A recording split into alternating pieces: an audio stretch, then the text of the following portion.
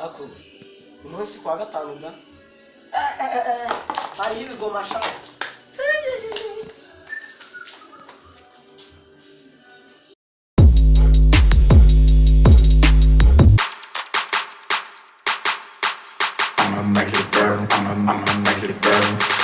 I'm gonna set your place on fire. Let's get higher.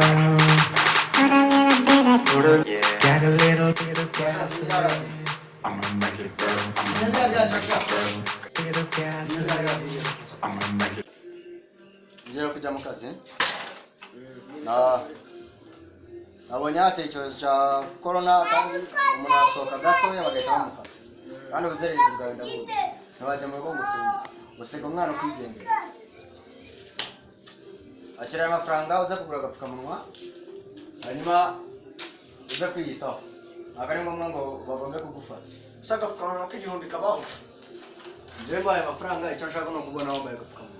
Ntari burakoze rwose ndakagura agapfukamunwa kandi nzanye nubahiriza amategeko yo kwirinda corona yose. Jya wubahiriza amategeko wa mwana. Ko warwana guhakana.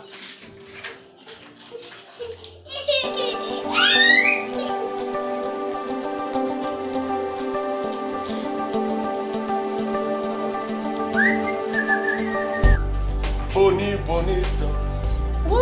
Sa, bose ko ako kugira bose abakire. Nagiza nkabyo. Uyu munsi mbonye yo kwizihiza umunsi mukuru wa corona. Corona uyu munsi ndakunywa mujye ibintu bije muri gahunda. Nani mpamvu yo kwiba nirushye. Nani mpamvu yo kwiba nirushye.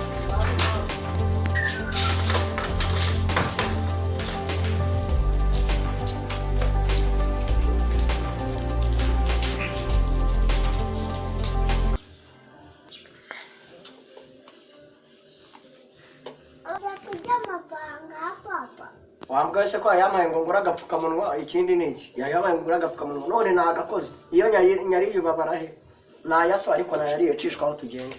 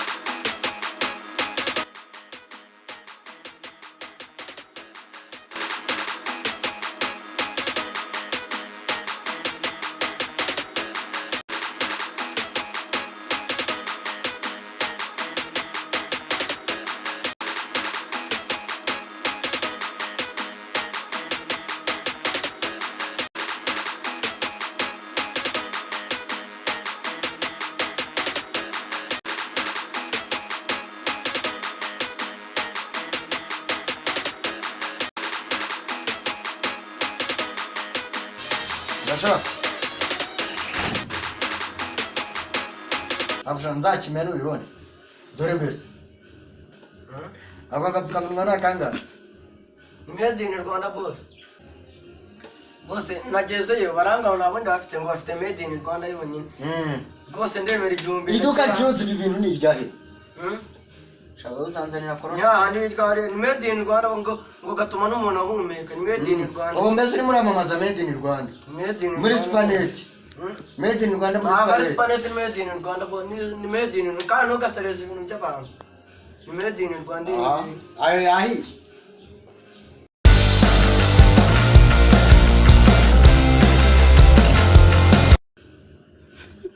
Aba gapfukamunwa nakangaisha.